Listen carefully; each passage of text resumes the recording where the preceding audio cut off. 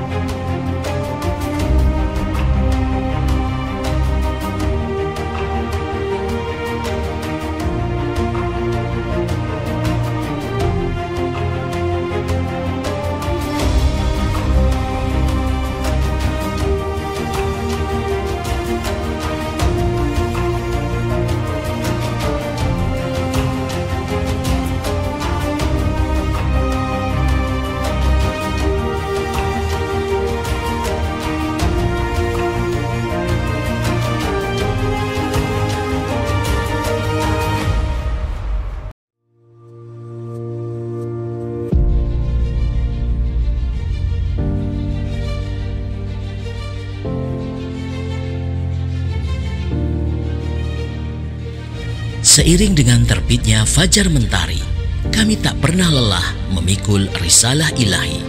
Kami jelajahi Nusantara, mengetuk pintu-pintu masjid, membersamai para jamaah Jum'ah, menyibak segala peristiwa yang syarat dengan polusi kemunafikan yang beredar telanjang bulat di depan mata. Jari jemari kami terus mengalir merekam semua peristiwa. Kami hadirkan solusi cemerlang yang bersumber dari ideologi Islam kafah dalam sebuah media buletin dakwah kafah yang terbit setiap hari Jumat. Sebuah buletin yang inspiratif, ideologis, mengupas berbagai persoalan dari sudut pandang Islam, menambah romansa keberkahan di hari Jumat Anda. Selamat menyaksikan bedah buletin dakwah kafah bersama saya, Indra Fahrudin, Direktur Rumah Inspirasi Perubahan, hanya di YouTube channel Rumah Inspirasi Perubahan. Bismillahirrahmanirrahim. Assalamualaikum warahmatullahi wabarakatuh. Alhamdulillah wa kafa, wassalatu wassalamu ala rasulillahil mustafa wa ala alihi wa sahbihi wa man wafa, la hawla wa la quwata illa billahil aliyil azim, amma ba'du. Alhamdulillah, para pemirsa YouTube channel Rumah Inspirasi Perubahan rahimani wa rahimakumullah. Alhamdulillah, thumma alhamdulillah, kita patut bersyukur pada Allah Subhanahu wa taala pada Jumat sore yang penuh berkah ini di 8 Dzulhijjah 1445 Hijriah bertepatan dengan 14 Juni 2024. Al-Fakir bisa diberikan nikmat oleh Allah membersamai para pemirsa semuanya di bedah buletin dakwah kafah edisi 347. Kami berharap para pemirsa semuanya selalu dalam keadaan sehat walafiat, tetap bersemangat, tetap istiqomah dalam menjalani hidup ini dengan ketaatan, dan tentunya terus berjuang demi tegaknya kehidupan Islam. Baik, buletin dakwah kafah nanti ada topik yang akan sama-sama kita angkat tentu berkaitan dengan momentum yang terjadi di bulan Dzul Hijjah ini. Dan alhamdulillah kita sudah berada di 10 ya hari di bulan Dzul Hijjah atau awal bulan Dzul Hijjah, yang ini adalah merupakan hari-hari yang dimuliakan oleh Allah. Bagaimana Allah sangat mencintai hambanya yang banyak mengisi dengan berbagai macam amal ketaatan. Semoga aktivitas kita pada sore hari ini, Al-Fakir berbagi ilmu, berbagi informasi, bedah buletin dakwah kafah ini, dan juga para pemirsa meluangkan waktunya untuk menyaksikan bedah buletin dakwah kafah ini juga tercatat sebagai amal soleh ya. Amin amin ya robbal alamin. Baik, buletin dakwah kafah edisi 347 mengambil topik dari ibadah haji menuju persatuan yang sejati. Masya Allah. Sebagaimana kita ketahui pemirsa, saat ini lebih dari 3 juta kaum muslimin dari segenap penjuru dunia ini berkumpul di Tanah Suci ya. Tentu untuk melaksanakan ibadah haji. Kebetulan ini adalah seluruh mata dunia, khususnya adalah umat Islam, konsentrasinya salah satunya adalah di pelaksanaan ibadah haji. Di mana ibadah haji ini tentu terkait erat dengan kegiatan jamaah haji pada saat mereka melaksanakan wukuf di Arafah, yaitu pada hari Arafah atau hari Arafah, tepatnya tanggal 9 Dzul Hijjah. Kenapa ini menjadi penting? Sebab Rasulullah Shallallahu Alaihi Wasallam ini bersabda dalam hadis riwayat Imam At-Tirmidzi, al-hajju arafatu. Inti ibadah haji adalah wukuf di Arafah.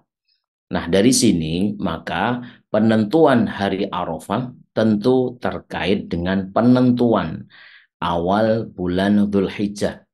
Sebagaimana perintah Rasulullah SAW, penentuan awal bulan Dzul Hijjah seharusnya diputuskan berdasarkan otoritas masing-masing pemimpin kaum muslimin. Artinya penentuan awal bulan Dzulhijjah seharusnya tidak diputuskan. Jadi tidak sebagaimana sekarang. Karena Rasulullah SAW dalam perintahnya penentuan awal bulan Dzulhijjah seharusnya tidak diputuskan berdasarkan otoritas masing-masing pemimpin negeri kaum muslimin. Namun wajib berdasarkan pengumuman Amir Mekah. Sebagaimana di dalam sebuah riwayat dari Husain bin Harith al-Jadali telah menyatakan bahwa Amir Mekah, yaitu Harith bin Hatib, telah menyampaikan khutbah kepada kami. Seraya berkata, ahida ilaina Rasulullah sallallahu alaihi wasallam an nansuka li ru'yatihi fa illam narahu wa syahida adlin nasakna bisyahadatihima. Kami telah diperintahkan oleh Rasulullah Sallallahu Alaihi Wasallam untuk mengerjakan manasik atau ibadah haji karena melihat hilal atau bulan Dzulhijjah. Jika kami tidak melihat hilal, lalu ada 2 orang saksi yang adil melihat hilal, maka kami pun akan mengerjakan manasik haji berdasarkan kesaksian mereka berdua. Hadis riwayat Abu Dawud dan Ad-Daruqutni.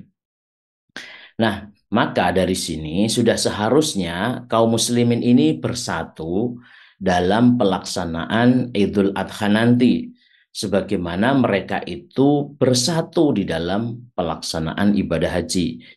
Demikian memang seperti yang telah pernah terwujud pada masa Nabi Shallallahu Alaihi Wasallam dan juga di masa Khulafaur Rasyidin. Ibadah haji ini adalah salah satu melting point ya, atau titik lebur kaum muslimin. Semua muslimin dari berbagai penjuru dunia, dari segala suku, bangsa, bahasa, dan warna kulit menyatu dalam suasana penuh keharuan dan kekhusyuan di hadapan Allah yang Maha Perkasa. Tak tampak lagi perbedaan, termasuk di sana strata sosial dan ekonomi dalam pelaksanaan ibadah haji. Jadi semuanya itu adalah satu, tidak ada perbedaan. Dan itu salah satu tandanya semuanya berbusana kain ihram. Mau pejabat, mau rakyat jelata, kita akan tidak bisa membedakannya. Karena semuanya baju yang dipakai adalah sama, yaitu kain ihram. Dan semuanya juga melantunkan kalimat talbiyah. Semua mengharap ridha Allah Subhanahu wa taala. Semua sama-sama menggemakan keagungan syiar-syiar Allah Subhanahu wa taala. Syekh Mutawali Asy-Sya'rawi rahimahullah taala, ulama dari Mesir dan seorang mufasir, itu mengatakan bahwa wa fi jalali hadhil wahdati tansaharul ajnasu wa alwanu lughatu fala nasaba illa ilal islami wala hazaba ilal imani.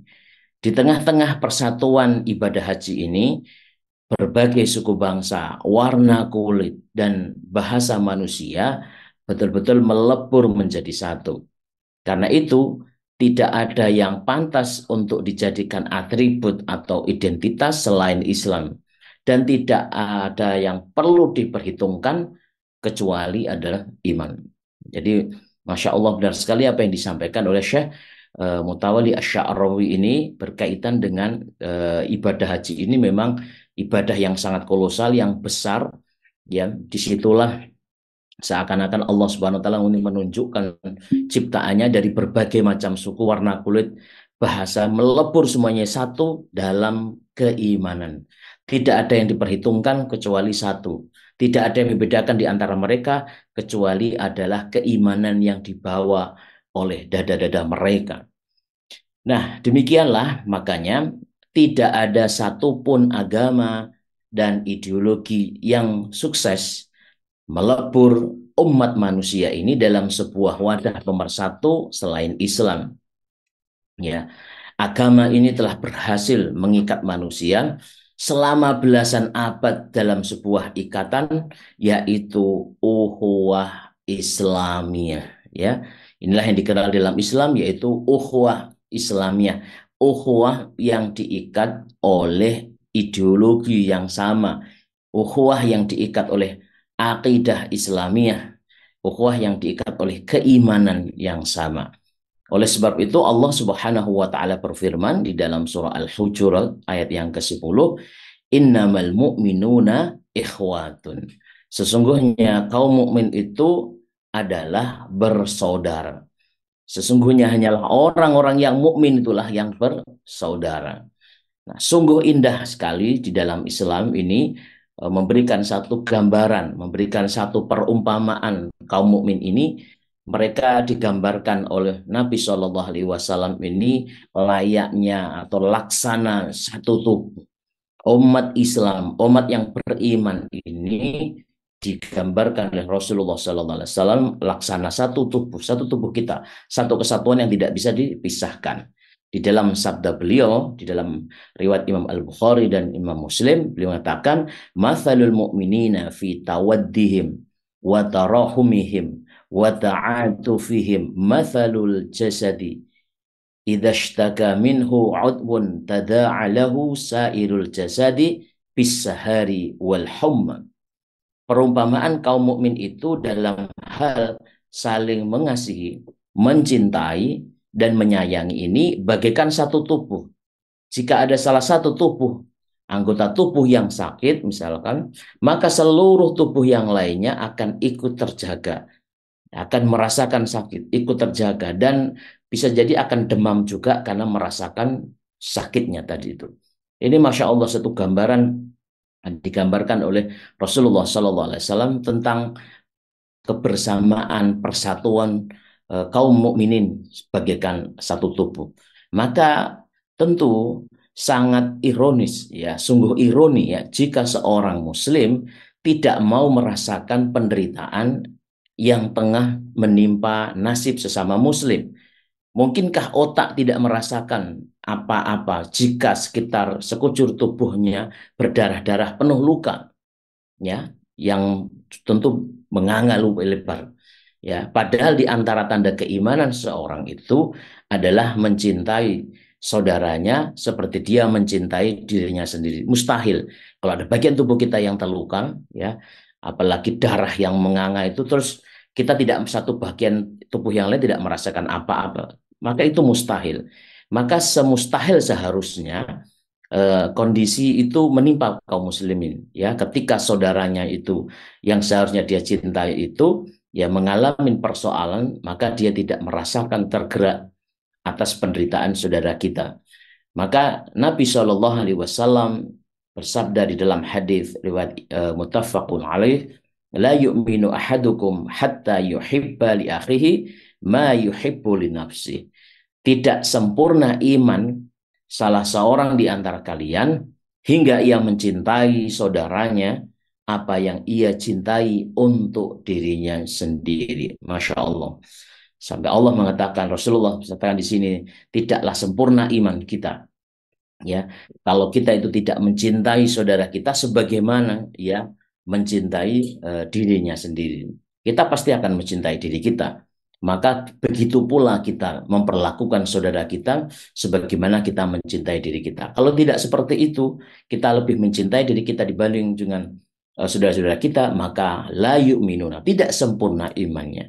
Maka dari sini tentu para pemirsa patut untuk direnungkan secara mendalam, ya, secara empiris, secara faktual, apakah umat Islam hari ini sudah semisal satu tubuh dalam persatuan mereka, sebagaimana gambaran dalam sebuah hadis tadi itu, ataukah kebersamaan dan persatuan mereka hanyalah semu belaka? Ini pertanyaan besar yang harus kita jawab. Karena kita benar-benar saat ini menyaksikan lebih dari 3 juta muslim dari segenap penjuru dunia ini berkumpul bersama di Tanah Suci menunaikan ibadah yang sama, menuju keridhaan Tuhan yang juga sama. Namun tatkala perhelatan ibadah haji selesai, maka masihkah tersisa persatuan umat itu? Apakah kaum muslimin di seluruh dunia hari ini bersatu dan saling membantu saudaranya menderita setelah mereka melaksanakan itu, setelah berkumpul lebih dari 3 juta dari itu? Ternyata faktanya terus berulang, sayangnya adalah tidak. Maka saat ini kita menyaksikan saudara-saudara kita di berbagai tempat ini ditimpa kemalangan yang luar biasa. Kaum muslimin di Palestina ya terus berada dalam ancaman genosida Zionis Yahudi. Gaza dan Rafah sudah betul-betul menjadi ladang pembantaian kaum muslimin yang di sana. Jenazah-jenazah berkelimpangan di jalan atau terkubur dalam reruntuhan gedung. Sebagian lagi hancur berkeping-keping. Mereka menjadi korban kebiadaban Zionis Yahudi. Lebih dari 36.000 warga Gaza tewas akibat serangan biadab militer Zionis. Semua fasilitas kesehatan hancur. Penduduk Gaza terancam kelaparan yang diciptakan oleh Zionis Yahudi. Dan yang lebih menyedihkan lagi pemirsa adalah sikap para penguasa dunia Islam. Mereka hanya diam menyaksikan pembantaian demi pembantaian di Gaza. Sebagian dari mereka malah bersekutu dengan Zionis Yahudi dengan membuka hubungan diplomatik dan perdagangan. Maka dunia juga menyaksikan bagaimana penguasa Mesir misalnya, bukan saja mereka menolak kehadiran pengungsi Gaza, tetapi juga menolak membuka gerbang perbatasan agar kaum muslimin bisa memberikan bantuan kepada saudara seiman. Dan lebih menyedihkan lagi, sebagian para pemimpin dunia Islam justru melarang aksi dukungan terhadap Palestina dan malah menangkapi mereka. Padahal Nabi Shallallahu Alaihi Wasallam telah mengingatkan ancaman terhadap pemimpin dengan karakter seperti ini. Ya, beliau mengatakan man waliya min amrin nasi syai'an fahtajaba an ulil dhu'afati wal hajati istajaba Allahu anhu yaumal qiyamati. Siapa saja yang Allah takdirkan untuk menjadi pemimpin yang mengemban urusan orang banyak, lalu dia menutup diri dari orang yang lemah dan yang membutuhkan, Allah pasti akan menutup diri dari pemimpin tersebut pada hari kiamat. Nauzubillah min dzalik. Itu kerasnya ancaman dari Allah Subhanahu wa taala ini. Maka para pemimpin dunia Islam rata-rata sekarang ini hanyalah mereka ini berpura-pura di depan rakyat mendukung Palestina, namun di satu sisi lewat politik retorika berupa kutukan dan ancaman. Ya, namun sedikit pun mereka enggan menggerakkan pasukan militer mereka untuk melindungi kaum muslimin Palestina dan menyerang Yahudi. Mereka malah menyandarkan pertolongan pada Perserikatan Bangsa-Bangsa. Padahal mereka tahu bahwa badan internasional itu nyatanya berada dalam ketiak negara-negara barat, terutama adalah Amerika Serikat, menjadi pendukung utama Zionis Yahudi ini. Dan penyebab terkoyaknya umat hari ini adalah karena paham nasionalisme serta konsep negara bangsa atau dikenal dengan nation state. Inilah yang telah mengerat-ngerat persatuan kaum muslimin dan menghapuskan ukhuwah Islamiyah. Setiap penguasa negeri muslim tidak peduli dengan urusan negeri muslim yang lainnya.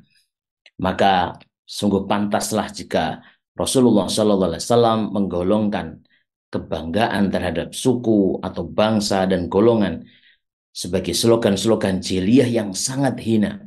Sebagaimana sabda beliau SAW, "Idza rajulu ta'azzu bi'azail jahiliyati fa'idhuhu bihani abihi wala ta'unu." Jika ada orang yang membangga-banggakan kebanggaan jahiliyah, maka suruhlah ia menggigit kemaluan ayahnya dan tidak usah pakai bahasa kiasan terhadapnya. Belak-belakan saja. Ini menunjukkan saking tidak pantasnya mengembar-gemborkan slogan-slogan nasionalisme. Baik, maka negara padahal di satu sisi ya kita juga paham nasionalisme dan konsep negara bangsa ini telah betul-betul menjadi penjara imajiner yang menghalangi kaum muslimin menolong saudaranya. Paham ini juga membelenggu tangan dan kaki umat untuk menghilangkan penderitaan yang tengah menimpa saudara seiman. Bahkan paham nasionalisme ini sanggup membutakan mata dan hati umat bahwa saudara seiman itu adalah bersaudara. Padahal sekali lagi Nabi SAW telah mengingatkan al-muslimu akhul muslimi la yadlimuhu wa la yuslimuhu. Seorang muslim itu adalah saudara bagi muslim lainnya. Ia tidak boleh menzalimi dan tidak boleh menelantarkan saudaranya. Hadis riwayat Imam Muslim. Oleh sebab itu negara-negara dan paham nasionalisme adalah konsep yang dirancang oleh negara barat imperialis untuk memudahkan mereka menghancurkan khilafah Islamiyah lalu menjadi negara-negara kecil yang kemudian mereka dengan mudah akan menjajah negeri-negeri Islam tersebut. Ini adalah faktanya. Maka setelah itu dibuatlah oleh mereka negara-negara boneka dengan para penguasa yang berada dalam kendali mereka. Mereka misalnya mengendalikan para penguasa itu agar jangan sampai menghapuskan negara Zionis Yahudi yang sudah mereka rancang agar menjadi kanker ganas di jantung kaum muslimin. Karena itu persoalan umat di Palestina dan tentu juga nasib kaum muslimin yang lain, misalkan di Myanmar, India, Cina, dan juga di berbagai penjuru dunia yang lain, hanya bisa dituntaskan jika umat ini bersatu di bawah kepemimpinan seorang khalifah. Khalifah akan melindungi dan menjaga semua kepentingan umat Islam.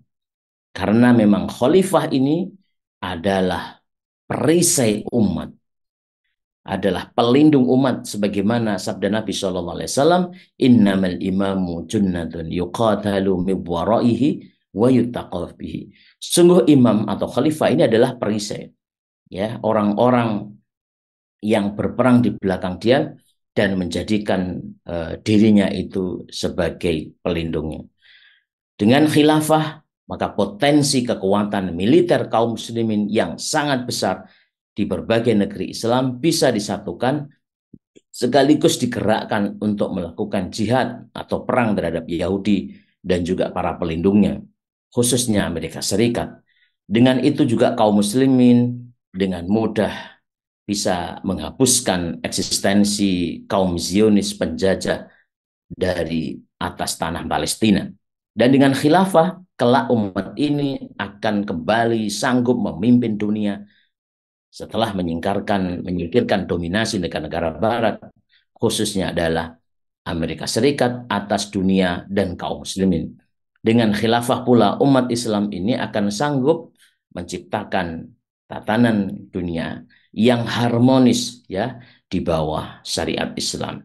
Dan yang terakhir di dalam lembar hikmah Buletin Dakwah Kafah ini Nabi Shallallahu Alaihi Wasallam bersabda, al-ghazi fi sabilillahi wal hajju wal mu'tamiru wafdullah da'ahum fa'ajabuhu wa sa'aluhu fa'atahum. Orang yang berperang di jalan Allah dan orang yang berhaji dan orang yang berumrah ini adalah tamunya Allah. Allah memanggil mereka, maka mereka pun memenuhinya dan mereka meminta kepadanya, maka ia berikan kepada mereka. Artinya Allah akan kabulkan.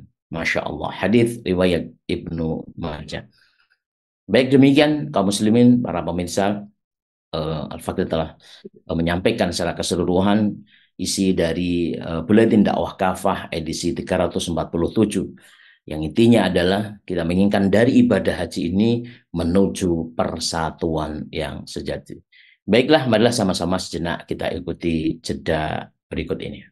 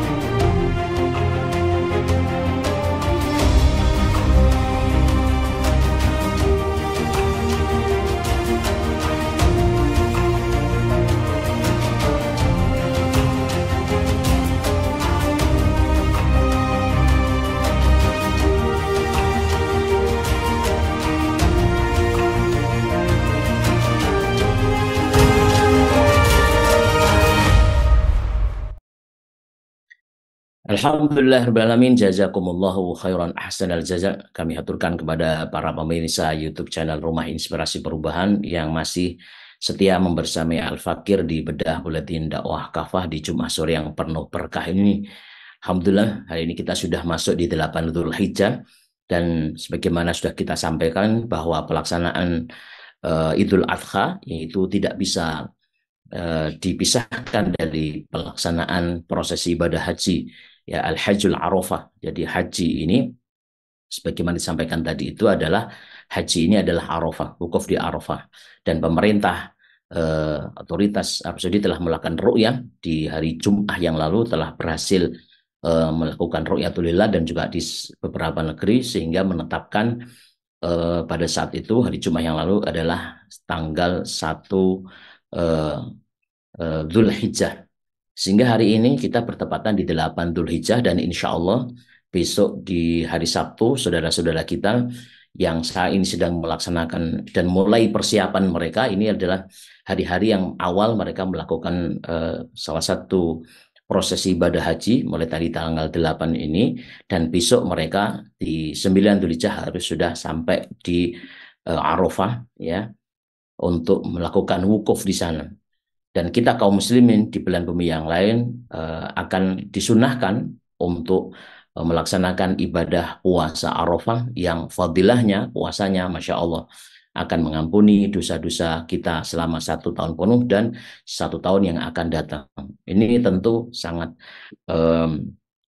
sangat ya sangat disayangkan kalau kita tidak memanfaatkan momentum ibadah puasa Arafah ini dengan sebaik-baiknya. Ya, semoga kita diberikan kekuatan untuk bisa mempersiapkannya. Sehingga hari Ahadnya, ya, hari Ahad depan, insya Allah tanggal 16 Juni, maka itu adalah 10 Dzulhijjah dan disitulah kita melaksanakan Hari Raya Idul Adha. Nah, maka ini harus kita pahami ya, jangan sampai fenomena ya kita sadari dari tahun ke tahun ini akan terus terjadi perbedaan ya. Kita tidak ingin sekali lagi berdebat dalam konteks ini walaupun kita mengambil dalil yang rojih yang kita anggap ghalabatudz kita anggap kuat itu ya. Ini adalah bahwa penentuan Idul Adha itu sangat tidak bisa dilepaskan dari penentuan ru'yah dari penduduk Mekah atau Amir Mekah sebagaimana hadis yang sudah kita paparkan tadi itu. Namun sekali lagi ini memberikan satu pelajaran ya dalam pelaksanaan ibadah haji ini tadi adalah kita menginginkan dalam momentum haji ini dan momentum Dzulhijjah khususnya Idul Adha dan juga tentu Idul Fitri ya ini menjadi momentum persatuan kita. Karena ini adalah hari raya maka sangat sangat tidak bagus ya dipandang kalau dan secara syar'i pun kita itu bisa berbeda. Nah, inilah urgensi kita, pentingnya kita ini memiliki penentu untuk menyatukan kita, yaitu adalah seorang pemimpin, yaitu adalah seorang khalifah yang sudah seharusnya ini menjadi keseriusan umat Islam untuk memperjuangkannya, sehingga persatuan umat itu akan betul-betul terjadi. Dan pelaksanaan ibadah haji ini bukan hanya sekedar dimensi spiritual belaka. Kita ingin mengembalikan izah kemuliaan ibadah haji ini yang tadi adalah tempat berkumpulnya kaum muslimin dengan berbagai macam latar belakang itu bukan hanya menjadi simbol dimensi ibadah spiritual tapi juga menjadi simbol kekuatan, kemuliaan, simbol persatuan kaum muslimin dan betul-betul ibadah haji ini yang dicontohkan oleh Rasulullah dan dalam lintasan sejarah peradaban Islam khususnya adalah Rasulullah SAW ibadah haji ini sangat syarat dengan aktivitas politik dan tidak bisa dilepaskan dari aktivitas dakwah Rasulullah SAW. Sejak awal Rasulullah diangkat sebagai nabi terlepas pada saat itu pelaksanaan ibadah haji masih dalam tradisi jahiliyah, namun Rasulullah memanfaatkan momentum bulan Dzulhijjah, pelaksanaan ibadah haji ketika orang-orang berbondong-bondong datang ke orang-orang sekitar Jazirah Arab, mereka datang ke Mekah, itu dimanfaatkan Rasulullah untuk melakukan kontak-kontak dakwah. Dan kontak-kontak dakwah yang produktif itu, ya itu terjadi peristiwa-peristiwa penting terjadi di bulan haji itu. Sampai akhirnya terjadilah Baiat Aqobah yang pertama, Baiat Aqobah yang kedua, itu pun juga terjadi di musim haji dan itulah yang menjadi inisiasi terjadinya hijrahnya Nabi Muhammad SAW dari Mekah ke Madinah sehingga terjadinya berdirinya Daulah Islamiyah di Madinah. Semuanya tidak bisa dilepaskan dari ibadah haji. Begitu juga di masa Daulah Islamiyah, ya haji umroh itu syarat dengan kekuatan politik ya. Bagaimana Rasulullah men-setting perjanjian Hudaybiyah ya yang itu menjadi fatham mubina, menjadi kemenangan yang nyata itu juga di musim haji dengan strategi politik beliau. Ya, Rasulullah kemudian melakukan Umratul Qadha juga sangat dengan peristiwa politik yang sangat dahsyat dan juga haji wada ya haji terakhir Rasulullah SAW untuk menegaskan kedudukan daulah Islamiyah saat itu begitu kuat ya memberikan satu keputusan politik kekuatan daulah Islamiyah saat itu pun juga terjadi di bulan haji. Jadi sangat ironi kalau ada mengatakan jangan mencampurkan ibadah haji ini dengan urusan-urusan politik apalagi urusan-urusan yang mengingatkan kita berkaitan dengan penderitaan kaum muslimin yang ada di Gaza, di Palestina. Itu seharusnya tidak boleh terjadi. Umat Islam ini memiliki kekuatan yang sangat dahsyat. Ya. Umat Islam berbeda dengan umat Islam di zaman ya sejarahnya itu. Ketika umat Islam itu katakanlah saat itu jumlahnya katakanlah kalau dibandingkan dengan musuh tidak banyak, tetapi mereka itu mampu mengukir sejarah-sejarah kemenangan, sejarah futuhat yang begitu sangat dahsyat. Rahasianya karena keimanan ada dari mereka, kemuliaan dalam diri mereka, yang keimanan, kekuatan itu dihimpun dalam kekuatan politik daulah Islamiyah. Dan ini akan seharusnya ke depan jauh akan lebih dahsyat lagi. Peradaban ke depan yang sudah dijanjikan oleh Allah Subhanahu wa taala, dikabar gembirakan oleh baginda Rasulullah SAW, itu akan menjadi sejarah besar karena umat Islam posisinya sekarang bukan umat yang kecil, potensinya luar biasa. Ya, maka kita tinggal satu saja. Kita butuh satu pemersatu, ya kita ingatkan kembali pemersatu kita itu adalah akidah Islamnya. Maka kita harus mencampakkan gagasan-gagasan sampah yaitu adalah nasionalisme, dan kita membutuhkan kekuatan politik dan pemimpin politik yang satu yaitu khalifah dan sistem khilafah Islamiyah yang notabene itu adalah ajaran Islam.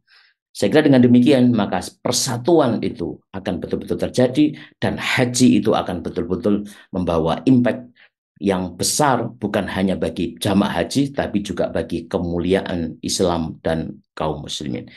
Saya kira demikian para pemirsa, sekali lagi kami haturkan jazakumullahu khairan ahsanal jaza atas perhatian dan kesabarannya menemani Al-Fakir di Jumat sore yang penuh berkah ini. Sama-sama kita doakan semoga saudara-saudara kita yang sekarang ini melaksanakan rangkaian ibadah haji diberikan oleh Allah kekuatan, ya kesabaran, ya, dan sehingga mereka bisa melaksanakan semua rangkaian itu ibadah itu dengan sempurna sehingga diterima amal ibadahnya dan akan menyandang gelar sebagai haji yang mabrur, ya haji yang diterima oleh Allah Subhanahu wa taala. Dan kita juga berharap pada Allah kita dipanggil, ya dilayakkan oleh Allah Subhanahu wa taala untuk kemudian juga menjadi tamu-tamu Allah yang nanti akan menyusul untuk bisa hadir melaksanakan ibadah haji dan diberikan kemudahan oleh Allah Subhanahu wa taala. Saya kira demikian. Semoga Allah mempertemukan kita di Jumat sore yang akan datang dalam kondisi yang baik. Subhanakallahumma wa bihamdika asyhadu an la ilaha illa anta astaghfiruka wa atubu ilaik. Wassalamualaikum warahmatullahi wabarakatuh.